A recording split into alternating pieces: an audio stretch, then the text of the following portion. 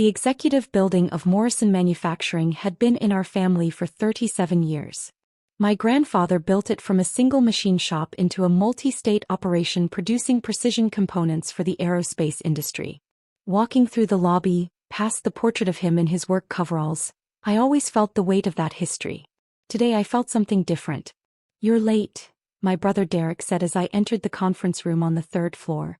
He didn't look up from his tablet, his tailored suit immaculate, his hair perfectly styled in that way that suggested he spent more time on it than I spent on my entire morning routine. "Traffic was bad," I said, taking a seat at the far end of the table. The chair wobbled slightly, a detail nobody had bothered to fix despite my mentioning it at the last family meeting 6 months ago. "We're about to start," my sister Jennifer said, her tone suggesting I should be grateful for the notification.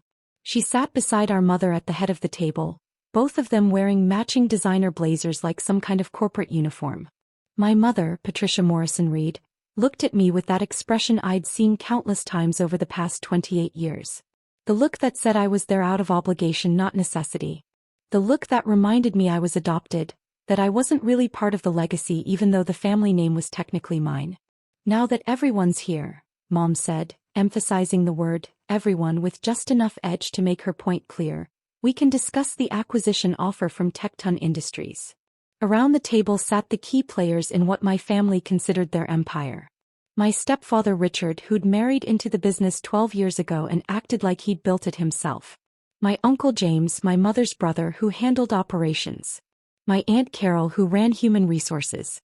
And of course, Derek and Jennifer, the golden children who'd been groomed for leadership since birth. Then there was me. The outsider they kept around because removing me would look bad. "Tecton has offered $420 million for full acquisition," Derek said, pulling up a presentation on the screen. "The deal includes retention packages for key leadership and a 5-year consulting arrangement for family members." Jennifer leaned forward, her enthusiasm obvious. "This is exactly what we've been waiting for. A major tech firm wants our manufacturing capabilities. We'd be part of something huge. The valuation is strong," my uncle James added. 20% above market rate for similar manufacturing operations. They're paying a premium for our aerospace certifications and client relationships. "I've already spoken with our attorneys," my stepfather Richard said. "The deal structure is solid. We can close within 90 days if we move quickly." Mom smiled, the kind of smile that came with champagne and celebration plans. "This represents everything Dad worked for. A legacy that extends beyond our family into the future of advanced manufacturing." I listened quietly, watching the presentation slides change. Revenue projections. Integration timelines. Retention bonuses for executives. It was all very professional, very polished. It was also incomplete. "The board has already given preliminary approval," Derek continued. "We just need family consensus to move forward with the formal acceptance." "Family consensus," I said, speaking for the first time since entering the room. Everyone looked at me as if they'd forgotten I could talk. "Yes, Adrien," Mom said with exaggerated patience. "We make major decisions as a family. That's how Dad wanted it." "Even though I'm not really family," I said. The room went silent. Jennifer's expression tightened. Derek looked uncomfortable. My Aunt Carol suddenly found her phone fascinating. "That's not what I said," Mom replied, her voice cooling several degrees. "But there's a difference between being legally part of this family and understanding the business. Between having your name on the papers and having actually contributed to building something." "I see," I said. "You work in quality control," Richard said as if explaining something to a child. "That's important work, but it's not strategic. You don't have the background to evaluate a $400 million acquisition." "I've been here 7 years," I said. "In quality control," Jennifer repeated. "Checking measurements and reviewing inspection reports. That's not the same as managing client relationships or understanding market dynamics." "We're not trying to exclude you," my Uncle James said, though his tone suggested exactly that. "We just want to make the decision efficiently, without unnecessary complications." I nodded slowly. "And by family consensus you mean everyone in this room agrees?" "That's right," Mom said. "Everyone who's actually involved in running the company. The real decision makers." Only real family makes decisions here, she added, looking directly at me. She stood and closed the office door, as if that would somehow make her next words more authoritative. People who've earned their place through contribution, not just through paperwork. Derek smirked. Jennifer's expression matched his. I nodded quietly, accepting the dismissal for what it was. My mother's phone rang, the sharp sound cutting through the suddenly tense atmosphere. She glanced at the screen, irritated. It's David Chin, our CEO. I should take this. She answered, putting the phone on speaker. David, we're in the middle of the family meeting about the Tecton acquisition. Can this wait? David Chen's voice came through clearly, professional but strained. I'm afraid it can't, Patricia. We have a significant problem with the acquisition. Mom's expression shifted from irritated to concerned. What kind of problem? I just received notification from our corporate attorneys that the Tecton merger has been rejected by our majority stakeholder. The deal cannot proceed without their approval, and they've formally declined to grant it. The room went absolutely still. That's impossible, Derek said. We are the majority stakeholders. The family owns 78% of the company. That information is incorrect, David said carefully. Or rather, it's outdated. Your family collectively owns 29% of Morrison Manufacturing. The majority stake is held by a separate entity. My mother's keys, which she'd been holding, dropped onto the table with a metallic clatter. What are you talking about? We own this company. My father built it. We've always been majority owners. That was true until approximately 5 years ago, David said. At that time, a private investment firm called Axiom Holdings began purchasing shares through various private transactions. The purchases were all properly documented and filed with the corporate records, but they were structured in a way that didn't trigger consolidated reporting requirements. Richard grabbed the phone. Who owns Axiom Holdings? There was a pause on the other end. When David spoke again, his voice was even more careful. That information is contained in the corporate filings, but I think it would be better if we discuss this in person. I can be there in 20 minutes. Tell us now, Mom demanded, her composure starting to crack. Another pause. Axiom Holdings is wholly owned by Adrien Morrison Reed. The silence that followed was so profound I could hear the air conditioning humming through the vents. Derek stood up so fast his chair rolled backward. That's insane. Adrien doesn't have that kind of money. Where would he get the capital to buy 50% of a manufacturing company? 71%, David corrected quietly. Axiom Holdings currently owns 71% of Morrison Manufacturing. Jennifer's face had gone pale. This is a mistake. Some kind of clerical error. It's not an error, I said quietly. Everyone turned to look at me. It's accurate. I own 71% of the company through Axiom Holdings. I've owned majority control for 3 years now. My mother sat down slowly as if her legs wouldn't support her anymore. How? Grandfather's trust, I said. When he died, he left equal trusts to all his grandchildren. Derek got one, Jennifer got one, and I got one. They matured when we each turned 25. That trust was $2 million, Derek said. You can't buy 71% of this company with $2 million. You're right, I said. But $2 million can be invested. Can be grown. Grandfather set up my trust differently than yours. Yours were liquid assets, immediately accessible when you turned 25. Mine was invested in a growth portfolio managed by his personal financial advisor, with instructions that it couldn't be touched until I was 25, and then only for securing my future in the family business. I pulled out my own tablet and connected it to the conference room display. Financial documents appeared on the screen. By the time I turned 25, that trust had grown to $42 million. I used it as collateral to secure loans, which I used to begin purchasing shares in the company. Every purchase was legal, properly documented, and filed with the corporate records. Why didn't we know about this? My Uncle James demanded. Because nobody looked, I said simply. Every transaction was in the public corporate filings. Every share purchase was documented. Every change in ownership structure was recorded properly. You just never thought to check who was buying because you assumed nobody outside the family would be interested in acquiring shares. You lied to us, Jennifer said, her voice rising. You've been pretending to be some low-level quality control worker while secretly buying the company out from under us? I didn't lie about anything, I said. I do work in quality control. I've been there for 7 years, learning every aspect of how this company operates. What products we make, which clients we serve, where our processes work and where they fail.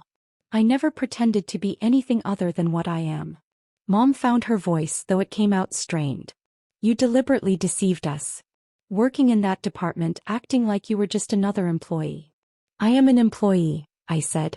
I'm also the majority owner. Those things aren't mutually exclusive. Richard pointed at the financial documents still displayed on the screen. Where did you get the money for the loans? 42 million wouldn't be enough to acquire 71% of this company. You're right, I said. Which is why I didn't acquire it all at once. I bought shares gradually over 5 years. As the company grew and the share value increased, I used the appreciation in my existing holdings as collateral for additional loans. Each purchase increased my ownership stake, which increased my collateral capacity, which enabled larger purchases. I switched slides showing the timeline of acquisitions. 5 years ago I owned 0%. 4 years ago 12%. 3 years ago 34%. 2 years ago 53%. Now 71%. The family sold you those shares? My Aunt Carol asked, speaking for the first time. Some of them, I said. Derek sold me 8% 3 years ago to fund his venture capital investments. Jennifer sold me 6% 2 years ago for her real estate projects. Uncle James sold me 4%. Aunt Carol sold me 3%. Various other minority shareholders sold me their stakes over time. Derek's face had turned red. You manipulated us.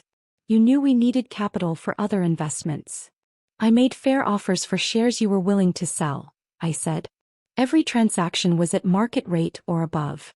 You all made money on the sales. You just didn't bother to ask why I was buying because you didn't think it mattered. Because we didn't think you'd be stupid enough to sink all your money into this company, Jennifer snapped. It wasn't stupid, I said calmly. Morrison Manufacturing is a well-run, profitable company with strong client relationships and solid growth prospects. It was a smart investment. The fact that you all viewed it as something to cash out of when you wanted money for other projects tells me you didn't value what we have here. My mother's hands were shaking as she reached for her water glass. So you've been sitting on majority control waiting for what? This exact moment? To sabotage a major acquisition. I haven't sabotaged anything, I said. I rejected a merger that wasn't in the company's best interests. $420 million isn't in our best interests? Richard said incredulously. No, I said. It's not. And I can prove it. I changed slides again, showing a detailed analysis. Tecton's offer values us at $420 million. That sounds impressive until you look at the actual numbers. Our annual revenue is $183 million. Our profit margin is 18%, which gives us $33 million in annual profit. At current aerospace industry multiples, we should be valued at least 15 times earnings. That's $495 million. Derek leaned forward. That's only a $75 million difference. Within normal valuation ranges. Except Tecton's offer includes integration costs that we'd be responsible for, I continued. Facility upgrades, system consolidations, workforce adjustments. Those costs total $82 million over the first 3 years. Which effectively reduces the purchase price to $338 million. The room had gone quiet again, but this time people were actually paying attention to what I was saying. Furthermore, I said, Tecton's retention packages for key leadership total $42 million over 5 years. But those packages only go to corporate officers, not to working employees. The people who actually make our products, who maintain client relationships, who ensure quality standards. They get nothing except the uncertainty of new ownership. I switched to another slide. Most significantly, Tecton's integration plan calls for consolidating our 3 manufacturing facilities into 2 within 18 months. That means closing the Ohio plant, which employs 347 people. People who've worked for this company for decades in some cases. People who've built their lives around these jobs. My Aunt Carol looked uncomfortable. Corporate consolidation is normal in acquisitions. It's how companies achieve efficiency. It's also how companies destroy the culture and expertise that made them valuable in the first place, I said. Our Ohio facility has the highest quality ratings of all our plants. It has the most experienced workforce. It has the longest client relationships. Closing it would save money on paper while destroying institutional knowledge that took decades to build. You're being sentimental, Mom said, but her voice lacked its earlier certainty. I'm being practical, I said. I've worked in quality control for 7 years. I've visited every facility multiple times. I've talked to the workers on the floor, the supervisors, the technicians. I know which plants are genuinely efficient and which ones just look good on spreadsheets. The Ohio plant is the heart of our operation, and Tecton wants to cut it out because it doesn't fit their geographic strategy. Jennifer crossed her arms. So you're rejecting a $400 million deal because you're worried about a plant closure? That's emotional, not strategic. I'm rejecting an undervalued deal that would harm the company's long-term prospects while enriching executives at the expense of workers, I said. That's not emotional. That's understanding what actually makes this company valuable. David Chen's voice came through the phone again. We'd forgotten he was still on the line. If I may add something, Patricia. Adrien has been raising these concerns with me for the past 6 months. He's requested detailed operational analyses, client retention studies and workforce impact assessments. His objections to the Tecton deal are well documented and thoroughly researched. Mom stared at the phone. You've been discussing this with Adrien? Behind our backs. I've been discussing it with your majority shareholder, David said carefully. As the CEO, I have a fiduciary duty to keep the principal owner informed of major corporate actions.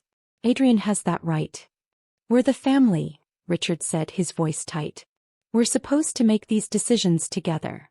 With respect, David said, family sentiment doesn't override corporate governance. Adrien owns 71% of the company.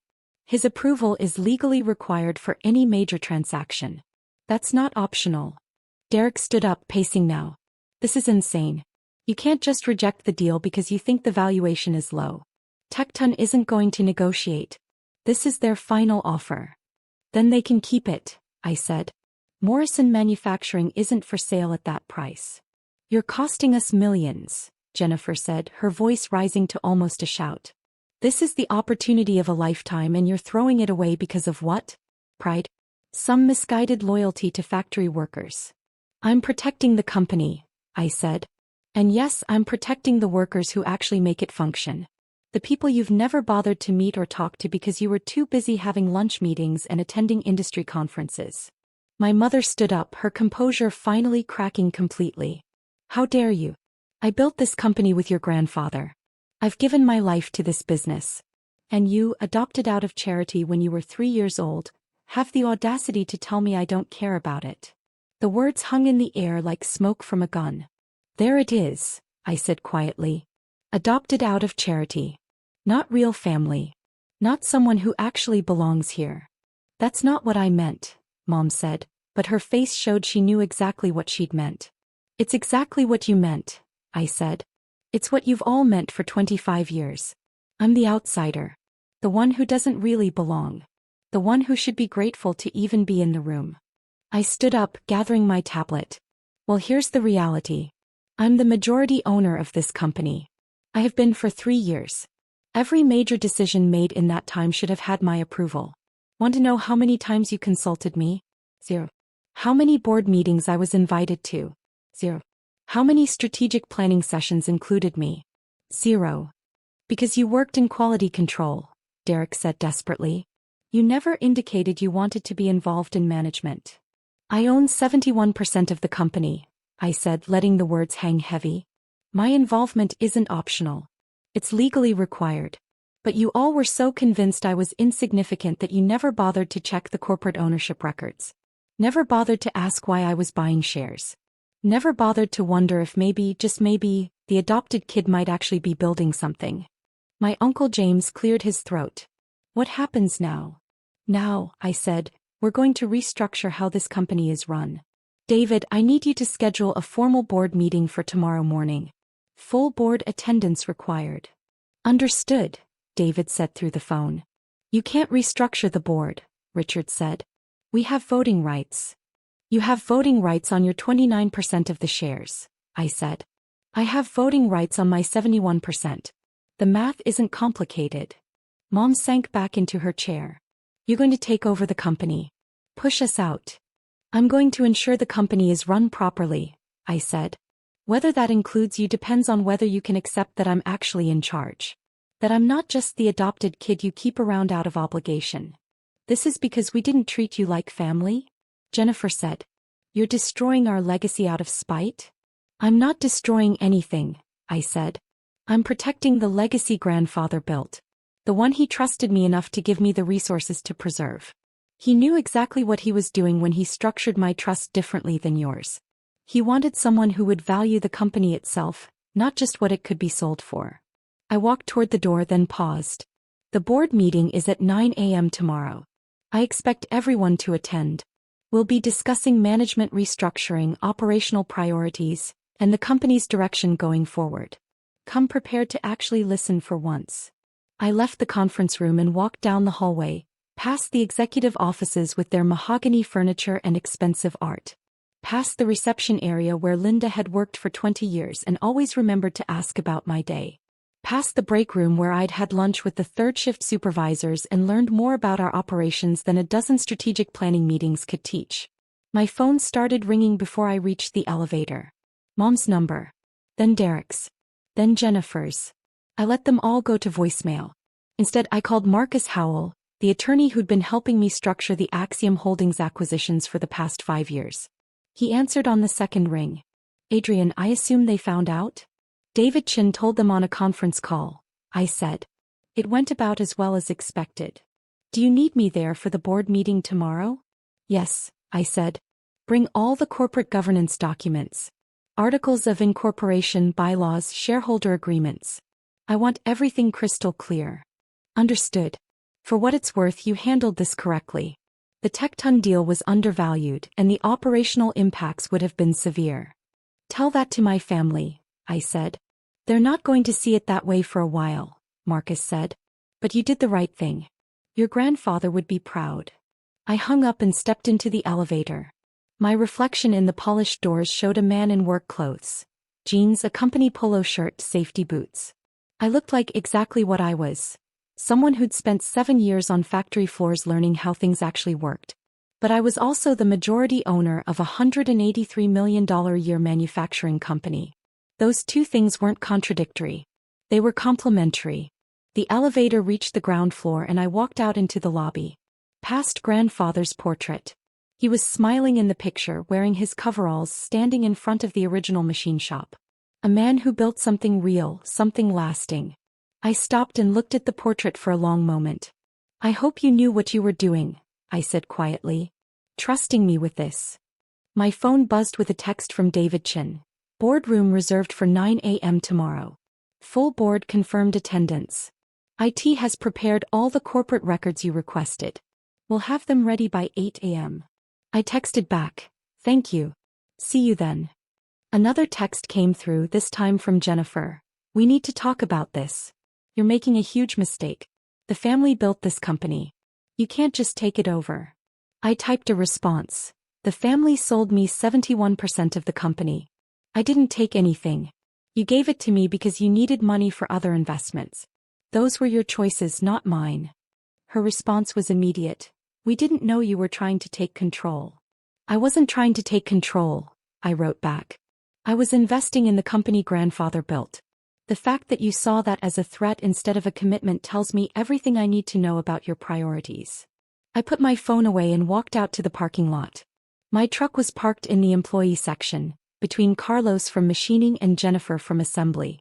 Not in the executive spots near the building entrance where Mom's Mercedes and Derek's BMW sat like symbols of status. Tomorrow that would change. Tomorrow I'd park wherever I wanted because I owned the parking lot. I owned the building. I owned the company. But tonight, I drove home to my modest apartment, the one I'd been renting for 7 years while my siblings bought houses and my parents remodeled their estate. The apartment where I'd spent countless evenings reviewing financial statements and corporate records, learning everything I could about the business I was building a stake in. The apartment where I'd planned for exactly this moment. My phone rang again. This time it was my Uncle James. I answered. Adrien, he said, his voice tired. I owe you an apology. I was surprised enough to pause before responding. Go on. I sold you those shares 3 years ago because I needed capital for a real estate investment. I thought I was just liquidating a small part of my holdings to someone who'd overpay for them. I didn't realize you were building a position. I should have asked questions. Would it have changed anything? I asked. He was quiet for a moment. Probably not. But I would have treated you differently if I'd known. These past few years, the way we've excluded you from decisions, the way Patricia talks about you not being real family, I should have said something. Why didn't you? Because it was easier not to, he said honestly. Because challenging Patricia means conflict and I avoided that. I'm sorry. Apology noted, I said. See you at the board meeting tomorrow. Adrien, one more thing. That Ohio plant you mentioned. I've been pushing to keep it open for 2 years. The efficiency studies all show it's our best facility. But Patricia and Derek kept insisting we needed to consolidate for cost savings. Did you tell them the quality data? Multiple times. They didn't want to hear it. They wanted the narrative of streamlining operations for the Tecton deal. Tomorrow we're going to have a very different conversation about operations, I said.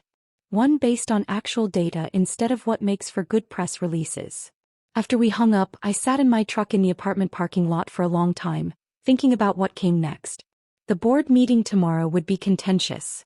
Mom would fight the restructuring. Derek and Jennifer would try to find legal challenges. Richard would make threats. But none of it would matter because I held 71% of the voting shares. The math was simple even if the emotions were complicated. My phone buzzed with one more message, this time from David Chin. FI, Tectoncio just called. He heard their deal was rejected. He's not happy. Be prepared for them to go public with their disappointment. I texted back, let them. Anyone who does their research will see we rejected an undervalued offer. That's good business, not bad judgment. I looked up at my apartment building at the modest windows of my second-floor unit. Tomorrow I could afford to live anywhere. A mansion like my mother's. A penthouse like Derek wanted. Anything I wanted. But I'd stay right here in this apartment, because moving wasn't about money or status. It was about remembering where I started. About staying connected to reality instead of getting lost in executive office symbolism. My grandfather had worn coveralls to work every day, even after the company was worth millions. He ate lunch with the workers. He knew their names, their families, their concerns. I was his grandson in the ways that mattered, even if some of the DNA wasn't shared. And tomorrow I'd start proving that the adopted kid they'd dismissed as insignificant understood the business better than any of them ever had. The real family, my mother had said, made the decisions. She was right about that. She just hadn't realized I was the real family all along.